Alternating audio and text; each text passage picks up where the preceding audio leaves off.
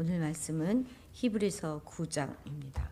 9장 1절부터 10절까지 한 절씩 교독합니다. 히브리서 9장 1절부터 제가 읽겠습니다. 첫 언약에도 섬기는 예법과 세상에 속한 성소가 있더라.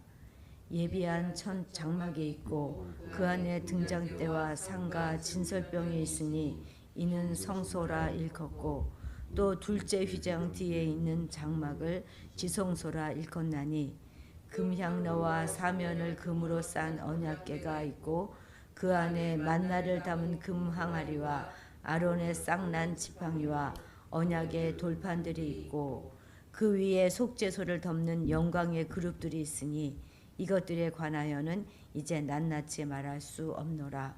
이 모든 것을 이같이 예비하였으니 제사장들이 항상 첫 장막에 들어가 섬기는 예식을 행하고 오직 둘째 장막은 대제사장이 홀로 1년에 한 번 들어가되 자기와 백성의 허물을 위하여 드리는 피 없이는 아니하나니 성령이 이로써 보이신 것은 첫 장막이 서 있을 동안에는 성소에 들어가는 길이 아직 나타나지 아니한 것이라. 이 장막은 현재까지의 비유니 이에 따라 드리는 예물과 제사는 섬기는 자를 그 양심상 온전하게 할 수 없나니 이런 것은 먹고 마시는 것과 여러 가지 씻는 것과 함께 육체의 예법일 뿐이며 개혁할 때까지 맡겨둔 것이니라. 아멘. 오늘 본문에서도 새로운 대제사장인 예수에 대한 설명이 이어지고 있습니다. 하나님께서 모세를 통해 허락하신 성소는 이스라엘 가운데 하나님의 임재의 장소로 주신 것입니다. 이는 하나님께서 이스라엘의 하나님이 되시고 그들과 동행하심을 가시적으로 보여준 징표이지요.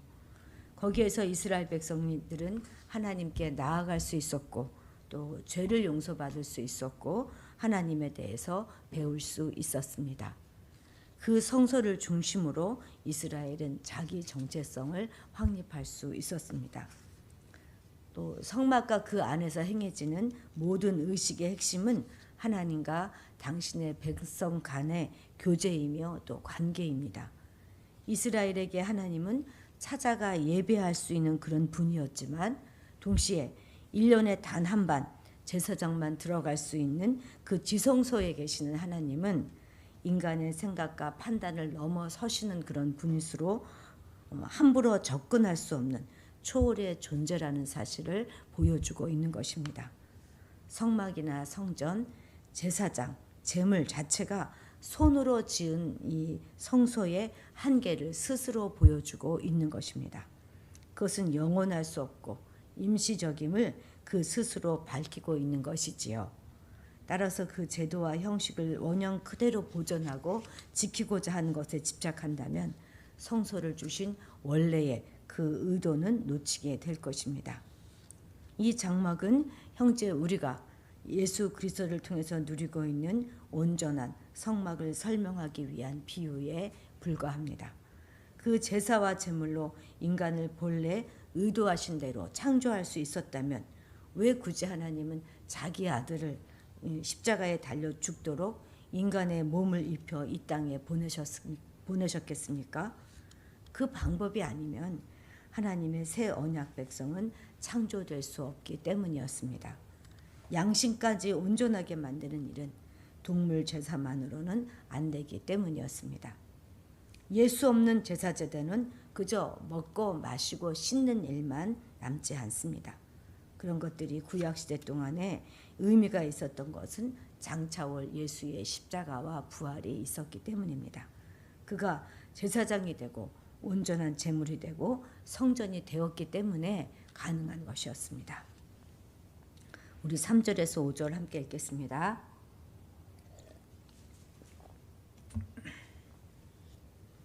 또 둘째 휘장 뒤에 있는 장막을 지성소라 일컫나니 금향로와 사면을 금으로 싼 언약궤가 있고 그 안에 만나를 담은 금 항아리와 아론의 쌍난 지팡이와 언약의 돌판들이 있고 그 위에 속죄소를 덮는 영광의 그룹들이 있으니 이것들에 관하여는 이제 낱낱이 말할 수 없노라. 이것은 성막의 구조에 대한 설명이잖아요. 히브리서 기자는 등대와 떡상, 금양로와 언약궤 등 성소와 지성소에 있는 중요 기구들을 언급한 후에 이것들에 관하여는 이제 낱낱이 말할 수 없노라 라고 말합니다. 그러니까 이 각각의 그 부분에 대한 더 자세한 설명과 그것들이 상징하는 의미에 대해서 더 많은 이야기를 할 수 있겠지만 이제 여기서는 멈추겠다 하는 것입니다. 왜 그럴까요? 그것은 더 이상 그렇게 말할 필요가 없기 때문입니다. 왜냐하면 여기서의 지금 핵심 포인트는 성막 자체가 아니라 그것이 예표하고 있는 새 언약의 중보자 예수 그리스도이시기 때문입니다.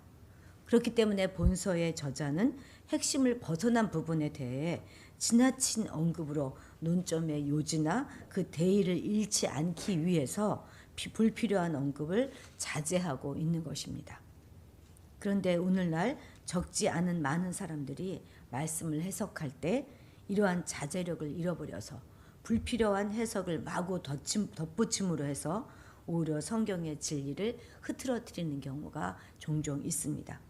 특히 소위 말씀을 잘 쪼개어서 해석한다고 하는, 영해한다고 하는 사람들이 이러한 실수를 저지르는 경우가 많습니다. 이렇게 영해하는 사람들은 성경에 나오는 그 하나하나에 모두 다 상징적인 의미를 부여합니다.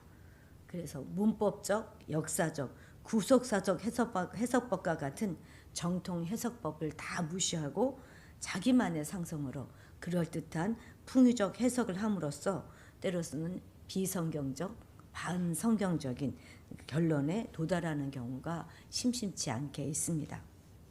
그런데 문제는 그렇게 해석하는 것이 그럴듯해 보이기도 한다는 것입니다. 그것이 무척 영적으로 보이기도 하고 굉장히 큰 능력이 있어 보이는 것입니다. 몇 년 전 저희가 다녔던 온세교회에서도요, 이런 목회자를 초청하여 집회한 적이 있었습니다. 2번 초청했어요.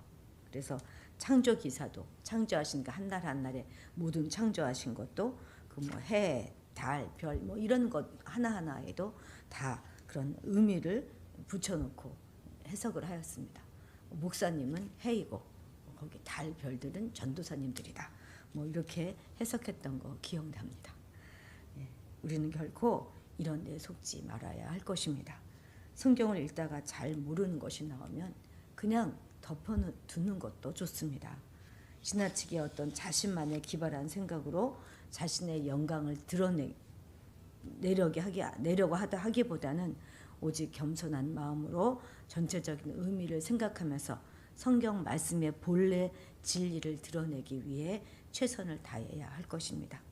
종교개혁자 칼빈도요, 저자는 여기서 기묘한 해석들을 하지 않는다. 이런 것들을 너무 많이 논의하면 논지를 흐릴 수 있기 때문이다.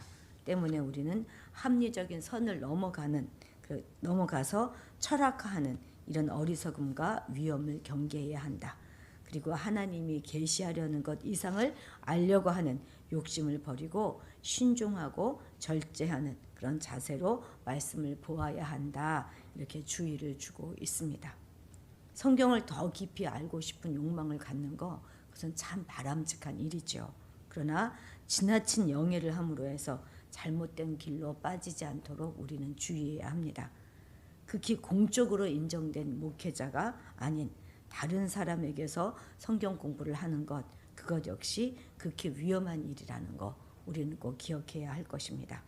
우리는 정말 변질되지 않은 깨끗한 복음을 소유한 맑은 그리스도인들이 되시기를 바랍니다. 8절, 9절 함께 읽겠습니다. 성령이 이로써 보인 것은 첫 장막이 서 있을 동안에 있는 성소에 들어가는 길이 아직 나타나지 아니한 것이라.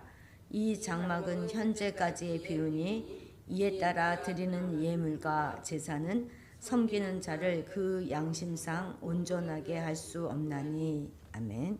이 말씀은 그리스도께서 오시기 전에 땅에 있던 성막과 제사의 역할, 또 그 한계를 요약하여 말씀하고 있습니다. 곧 성소에 들어가는 길이 아직 나타나지 않았고 그 드리는 제물과 제사 역시 사람을 온전케 하지 못했다 하는 말입니다. 한마디로 그것들은 제한된 접근, 제한된 정결, 제한된 속죄와 용서였다는 것이죠. 그런데 이 불완전한 상태가 어떻게 변화되었습니까? 완전한 접근, 완전한 성결, 완전한 속죄와 용서, 곧 완전하고도 온전한 상태로 바뀌었습니다. 그것은 바로 그리스도께서 우리를 위해 십자가를 지셨기 때문입니다. 곧 그리스도의 죽으심으로 성전 휘장이 찢어져 지성소로 들어가는 길이 활짝 열리게 되었고 죄 없으신 분이 희생 제물이 되심으로 우리의 모든 죄와 대가를 다 지불하신 것입니다. 이러한 축복이야말로 구약의 그 누구도 누려보지 못했던 실로 놀라운 축복이 아닐 수 없습니다. 우리가 잘 아는 바와 같이 구약 시대는요, 왕이라고 할지라도 지성소에 들어갈 수 없었을 뿐만 아니라 대제사장조차도 1년에 단 한 번만 들어갈 수 있지 않았습니까? 그나마 그런 대제사장을 통해서는 부분적인 속죄와 용서밖에는 얻을 수가 없었습니다. 그렇습니다. 성도인 우리는 이제 구약의 왕이나 제사장도 받지 못했던 제사장과 그 왕의 자리에 앉게 된 것입니다.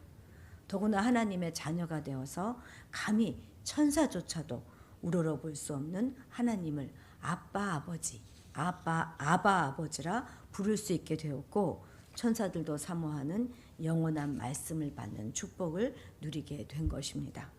이 모든 것이 오직 우리를 높이기 위해 하나님께서 주신 그 낮고 천한 십자가를 우리 예수님께서 기꺼이 지셨기 때문입니다. 세상의 창조주가 우리를 높이려고 인간의 모습으로 나셨고 십자가를 부끄럽게 여기지 않으셨습니다. 그런데 이걸 우리가 알고만 있으면 뭐 하겠습니까? 아는 만큼 살아야 하지 않겠습니까? 이러한 예수님의 생명조차 아끼지 아니한 그 사랑에 우리는 어찌 찬양과 감사를 돌리지 않을 수 있겠습니까? 영원한 영생을 주신 그 사랑을 어찌 널리 전하지 않을 수 있겠습니까?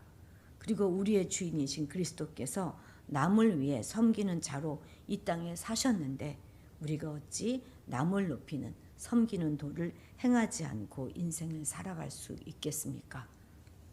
자, 오늘의 숙제입니다. 오늘은 예수님께 진정으로 찬양과 감사를 올리면서 다른 사람을 높이는 섬김의 도를 행하시기를 권면합니다. 특히 가족 중에 왼수들 있죠. 가장 왼수 같은 일을 높여보시는 하루가 되시기를 바랍니다. 기도하시겠습니다.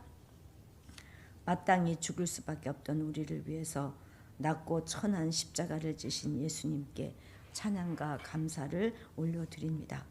주님의 그 사랑으로 인해 우리는 우리의 모든 죄를 용서받았을 뿐만 아니라 아버지라 부를 수 있는 특권을 받았습니다.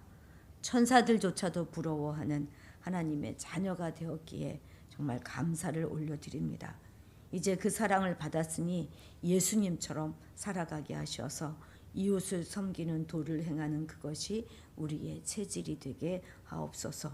성경을 더 깊이 알게 되기를 원합니다. 성령님 오셔서 우리를 가르쳐 주시고 예수를 생각나게 하시며 말씀을 깨달아 알게 하옵소서. 헛되고 거짓된 진리에 미혹되지 말게 하시고 주를 향한 깨끗한 양심으로 살아갈 수 있도록 도와주시옵소서. 감사드리며 예수님의 이름으로 기도드렸습니다.